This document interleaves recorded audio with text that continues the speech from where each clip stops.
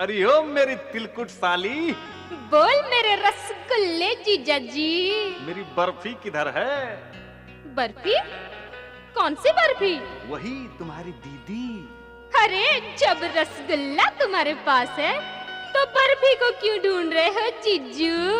अरे जियो मेरी रसमलाई।